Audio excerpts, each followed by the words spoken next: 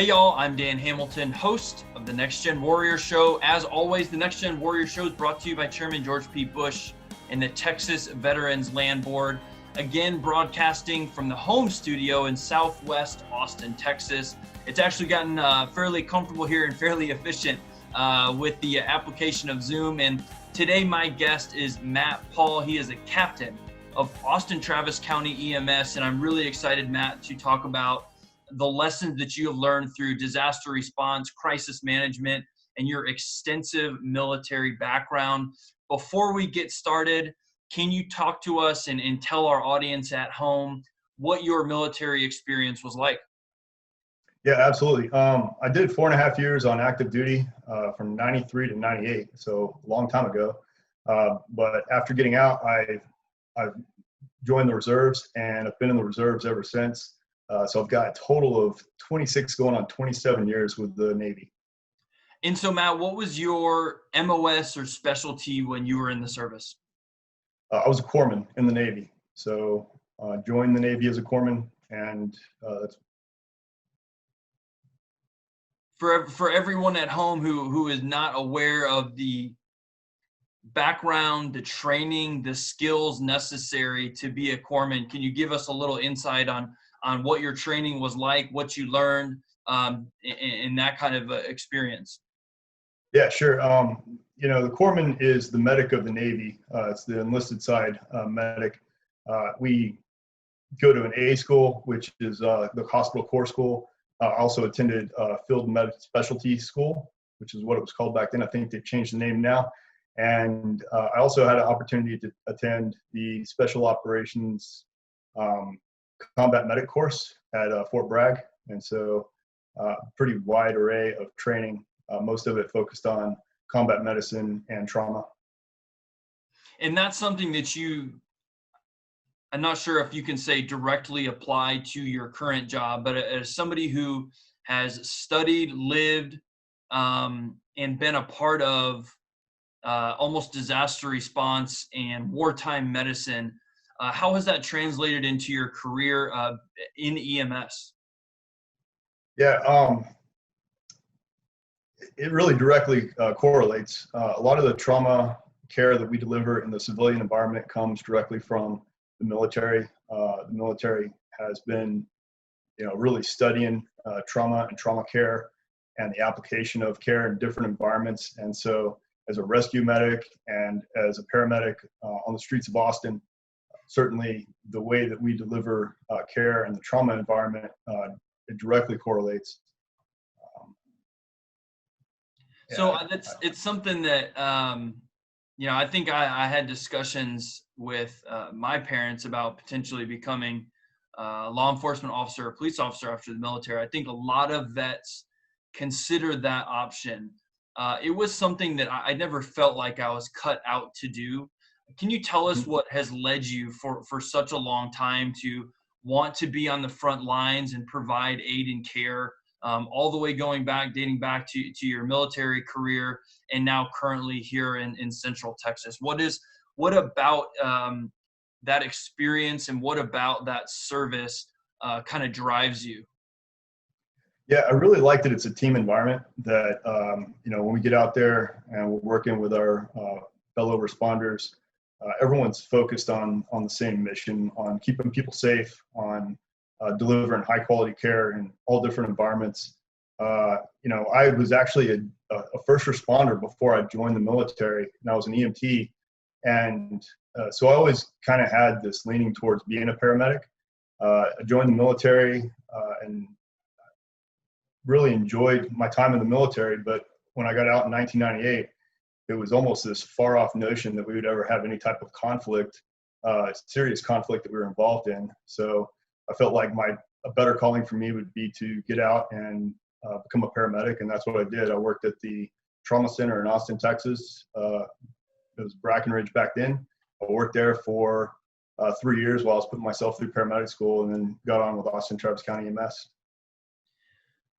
Did you end up going back? I guess obviously you said you've been in for over 20 years in the military. What was that transition from being in the service, leaving the service, coming back into the service, and how did you was it an easy transition for you, moving back and forth?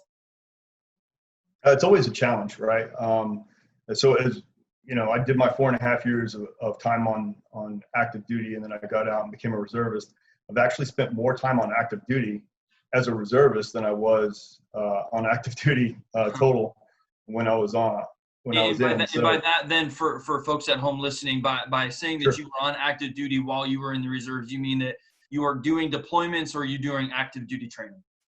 No, so I've done both. I've done active duty training. I also have 4 combat deployments to Iraq and Afghanistan, and so I've spent a good part of my, even my civilian time after the military. I've spent in the military performing duties, both as a mobilized reservist with a unit and also as an individual augmentee, which is someone who, as one individual, goes out to support a unit. Can you talk about some of the applications of overcoming the mental stress, adapting to very high stress, even violent situations in the military? Maybe what you've learned about yourself, and now as you are in a leadership position, about how to manage your own emotions, either in combat situations or in traumatic situations in the city of Austin, and what you have learned about how to process those emotions, and how to be an effective leader in a time of crisis? Absolutely. It's there's a direct correlation, and one of the challenges that I think is placed on a lot of civilians is to be in situations that they've never been exposed to before.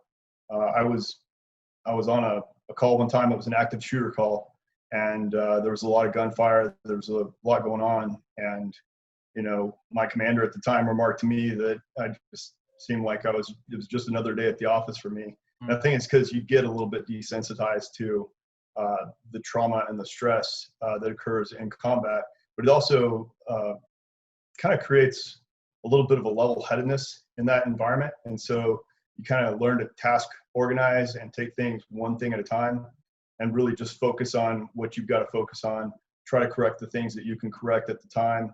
And all of those combat experiences, because I'll tell you what, my first gunfight in the military was not my best gunfight at all, but it's something that you learn to operate in that environment over time.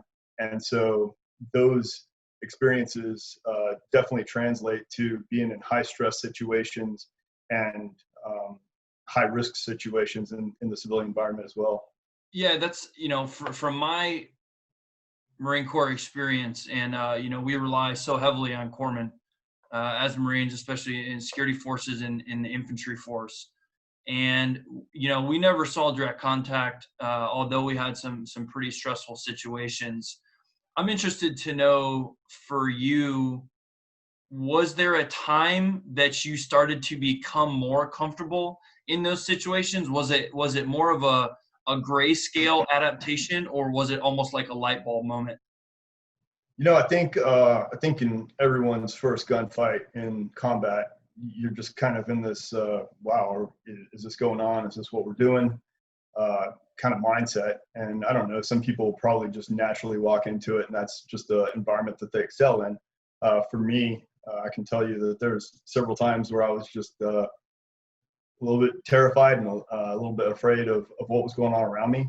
And but over time, and being in more of those situations and really developing a bond with your team around you and getting to know those guys and trust those guys certainly made a huge impact on my performance in that environment. And yeah, I mean, I can remember gunfights where it was like very confusing and things were just going crazy. I can also remember being on a rooftop with my buddy and an RPG just landed right in between us, and we just kind of looked at each other. We're like, "Hey, you okay? Yeah, you okay? Yeah." And we just went right back to doing it. So, it's certainly, I wouldn't say it desensitizes you, but I think you learn to operate in that environment and learn to control the stress so that you can do your job. Have you faced any challenges then trying to convey the lessons that you've learned to people who have not been in the service, or maybe who are more junior in your current line of work at EMS? I mean, when you have now a reservoir of either emotional intelligence and just muscle memory. Talk about how you try to instill that within the men and women at Austin Travis County EMS. Yeah, I think that that one of the things that I know is that when I'm in a high stress situation, when I'm on a call that is, life and death, and you really the actions that you take are making a tremendous difference in someone's life. Uh, I always keep a pretty cool demeanor. I always remain very calm in those situations, and that's contagious. And so, and I think that is an important part of mentorship. It's an important part of doing the job. And there's paramedics who have never been in a combat environment who have that same cool and calm demeanor. But at the same time, I think that being in those combat environments and being in those high risk environments certainly plays into that. It certainly prepares someone to, go into high risk environments, go into high threat environments in any location. How do you prevent burnout? That's a good question. For me, I've just deployed every couple of years, and that's kept me from being burned out in either one of my jobs. This goes back to the original question I asked about going back into the service and then coming back out to work EMS. Is you have managed to not find a different line of work, but move around enough to where it feels new, it feels fresh, and prevents burnout. Yeah, I think a big part of it is that I'm passionate about being a paramedic. I'm passionate about medicine. And I'm also passionate about being in the military.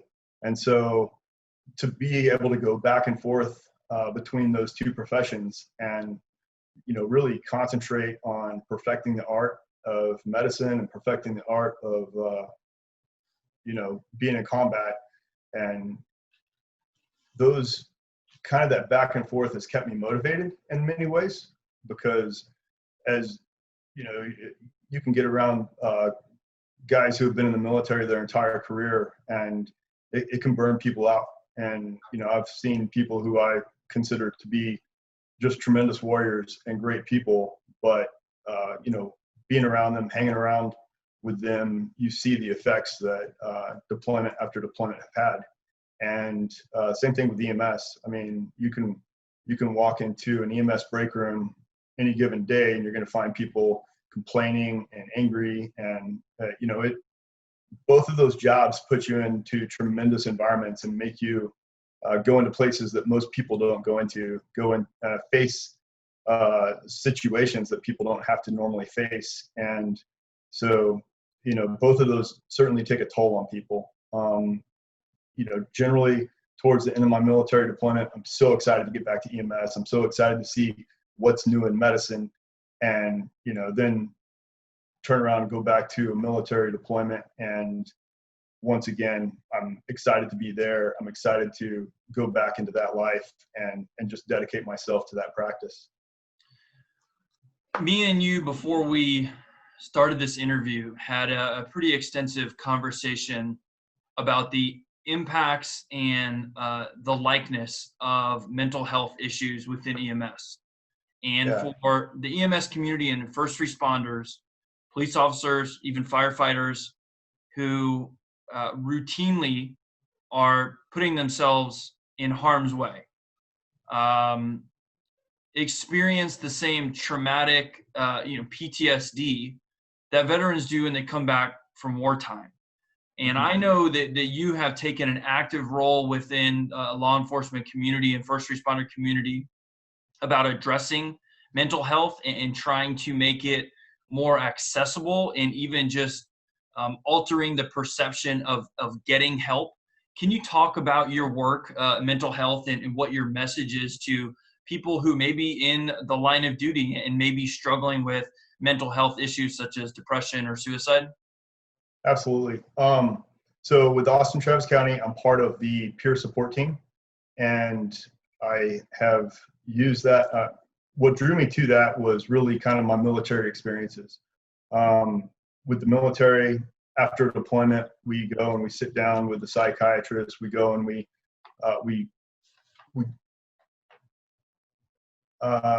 We do interviews. We do different. We go through. Like a debrief process almost. Yeah, we go through a debrief process, right? So we go through a debrief process as soon as we come back from deployment, and they really focus on mental health. When I was in Afghanistan, my team leader on one of my deployments lost his legs and had to be medevac from country. And you can imagine what that does to a team when you lose the leader of that team. Right. And he was a tremendous leader, still is a tremendous leader. And so, they brought mental health resources to us. And when they were introducing themselves, one of the people who was one of the psychiatrists who was there to talk to us actually had been a psychiatrist for a professional football team before taking that position. And, they use that to illustrate the fact that health is not just about eating the right foods. It's not just about working out. It's not, it's not about just learning your job and learning it well. You have to take care of all aspects of your life in order to perform at your top level. And that's why a professional sports team would have mental health resources.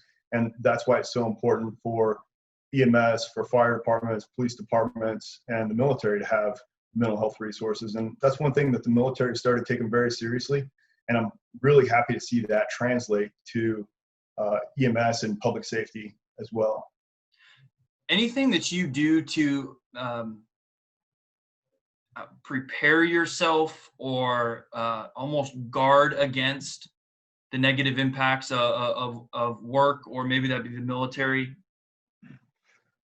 Is it just maintaining that healthy lifestyle throughout your day up to the point that you get to work, so that you're in a healthy headspace to manage the stress? Yeah, I mean, there's a number of things. I try to exercise on a regular basis and stay, as fit as I can be. I've got some injuries now that prevent me from being the same person that I used to be. But you pull a hammy or something, or times when you jump out of a helicopter and your parachute deploys the wrong way, and you have to have your shoulder completely repaired. Those kinds of things. They tend to linger, huh? I'm sorry? I said that tends to linger a little bit, huh? Yeah, it certainly has lasting effects. And so, those are things that I'm probably going to be an old man and really regret some of the things I did in the military. But I stay fit. I try to run and ride my bicycle and work out on weights and stuff when I can. I swim. I also, nutrition's a huge part, right? So I've adjusted my diet over time, and I found that diet is probably just as important as working out or any of those things, as far as just keeping yourself prepared for those difficult situations. Other things are just, when facing a really difficult situation, opening up and talking to other people.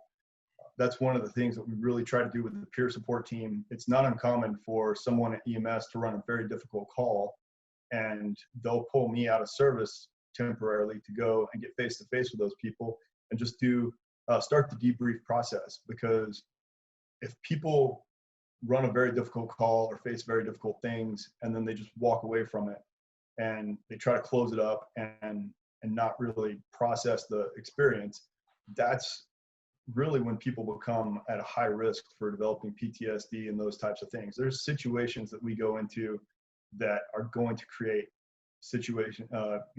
PTSD.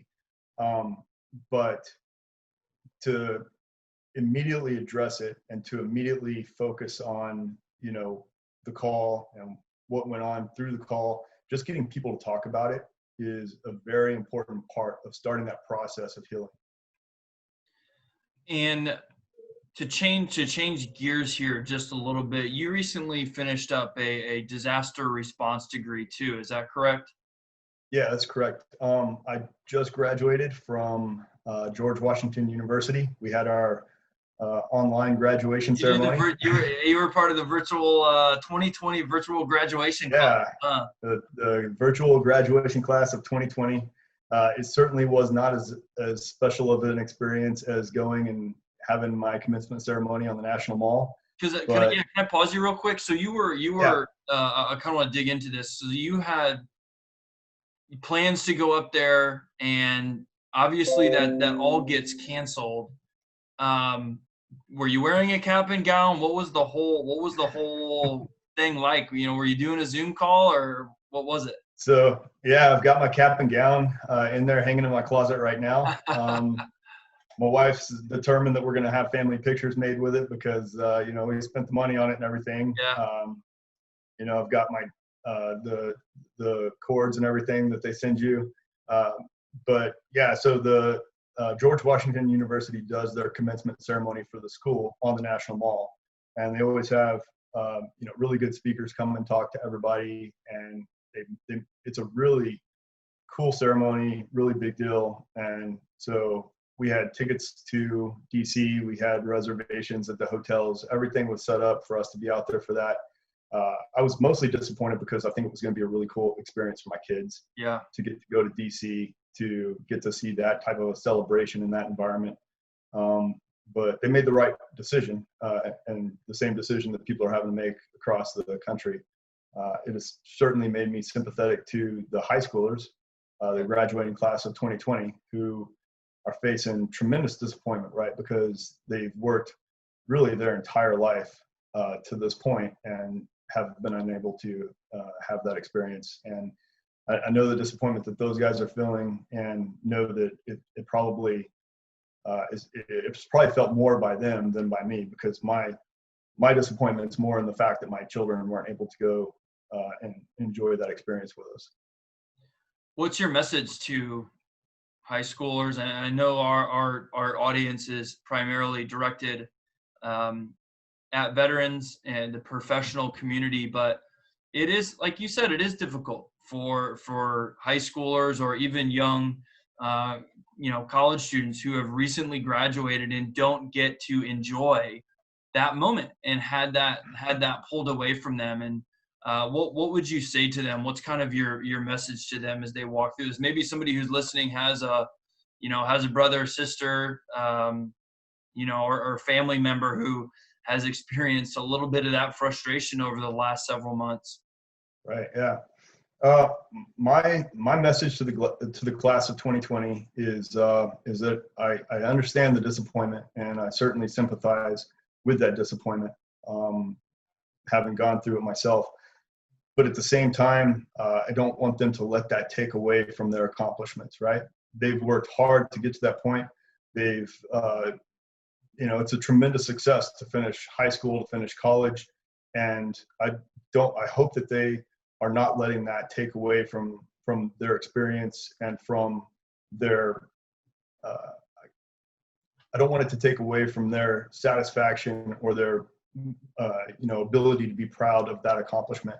Not only that, but I don't know that I can think of another graduating class that has more of a responsibility to get out and be of service to their community, to continue to grow, to continue to learn, because we need their ideas.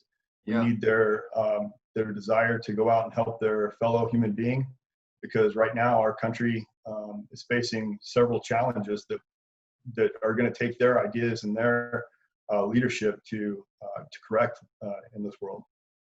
Yeah, I absolutely agree. And I want to go back to the college experience, to the higher education experience. And I think coming out of the service, there is an adaptation from no longer being, at least what I perceive, almost more of an approach of manual labor.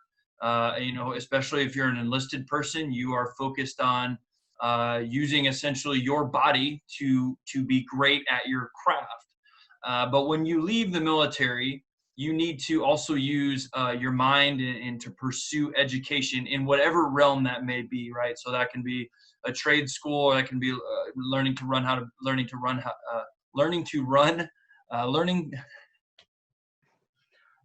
to run a business, or pursuing higher education. And can you talk about the balance that you found between your military service, where it's highly physical, but then also spending a lot of time on the academic side and using those two to your benefit in the long run?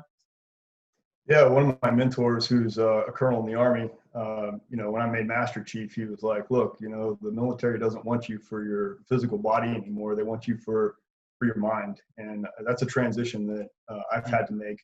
Uh, you know, and honestly, you have to look internally and say, where's my calling now? Because those of us who serve in the military, we really pour our hearts into it. I mean, you put everything into it, and so that's something that honestly was a challenge for me at the beginning of kind of promoting out of the cool guy jobs and doing all the fun stuff of kicking in doors and all that good stuff, and transitioning that to a more managerial role, and a Strategic. leadership and mentorship role. And so, yeah, it's certainly a challenge. And for those people coming out of the military, I think you have to stay focused on what it is that you're wanting to accomplish, because it's real easy to look back and say, well, I used to be a part of all of these things, and now I'm just a student, or now I'm just doing this or that, and it really is. It's a challenge to stay focused on what your goals are sometimes. And I think that for me, what I've done is just applied myself 100% to the things that I'm trying to accomplish. And I was able to graduate summa cum laude from George Washington. That's not an easy task.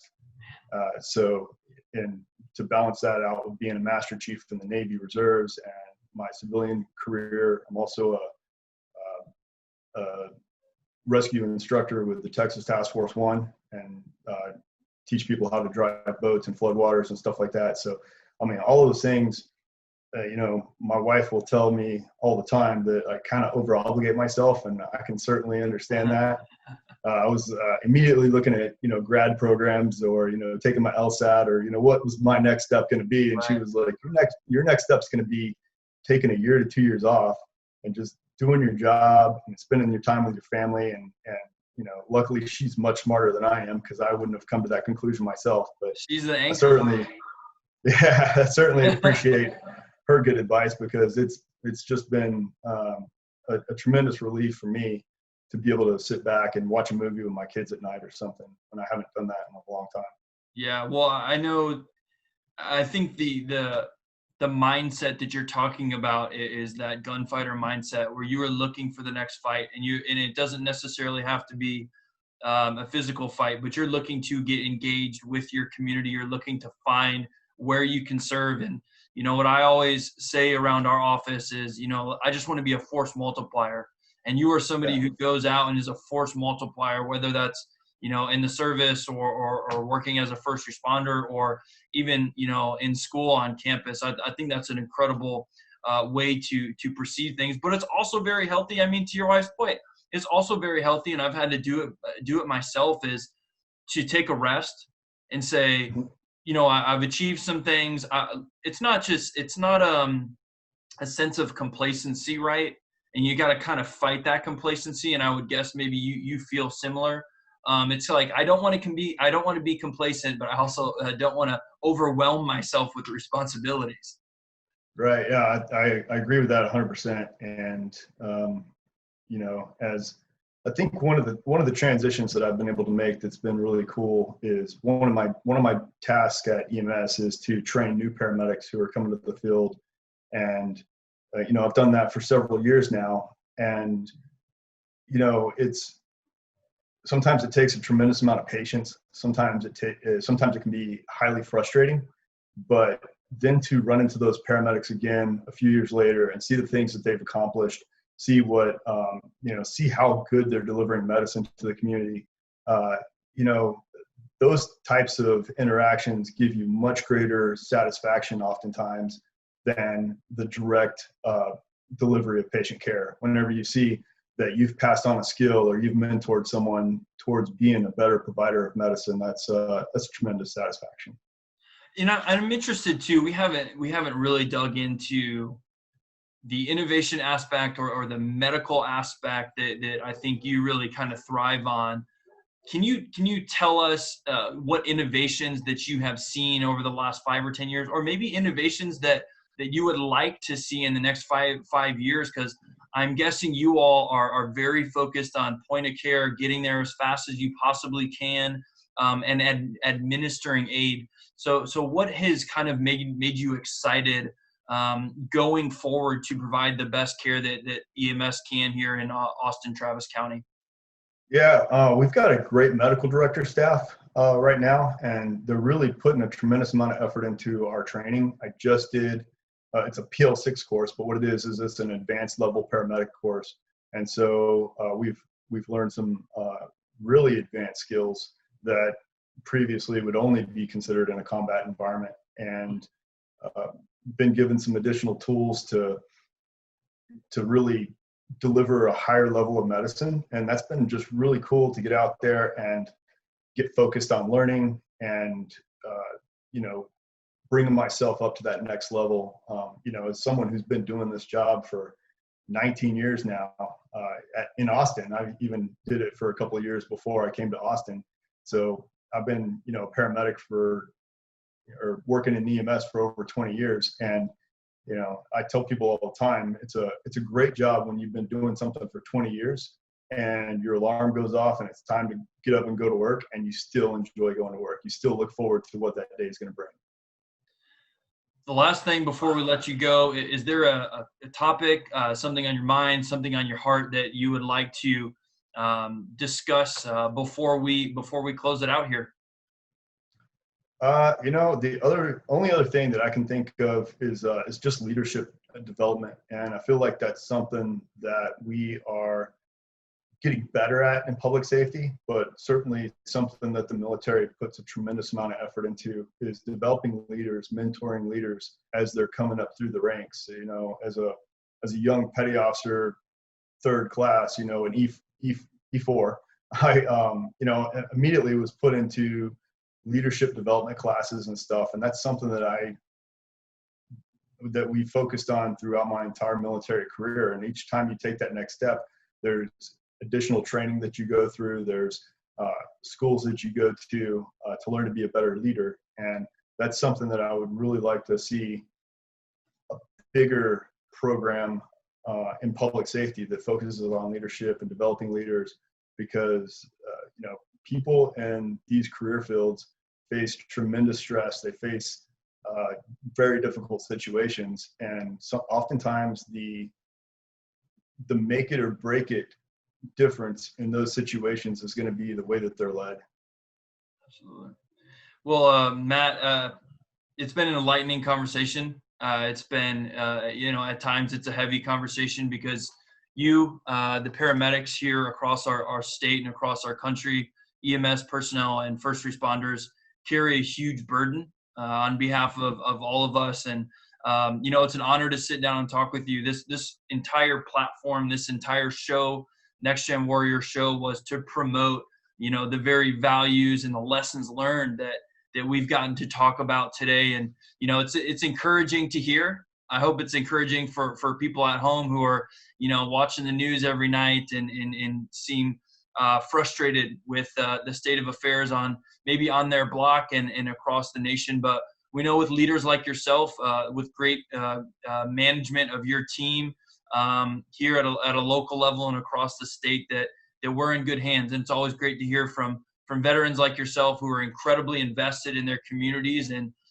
great examples of continued service and continued leadership. And just want to thank you for that.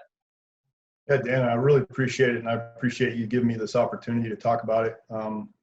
Hopefully some people can gain some encouragement from that. Absolutely. Well, Matt, thank you for being with us, and everyone at home, thank you for listening. Keep your head up, keep working hard, stay engaged in your community, continue to lead and serve wherever you can. Our country needs veterans now to serve in their communities more than they ever have before. On behalf of Chairman George P. Bush, my name is Dan Hamilton. We'll see you next time.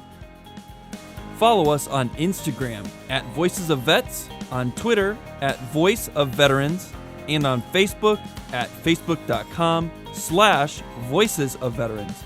To hear more, please visit voicesofveterans.org. Join us in sharing the success stories of Texas veterans. Thank you for joining us for the Next Gen Warrior podcast.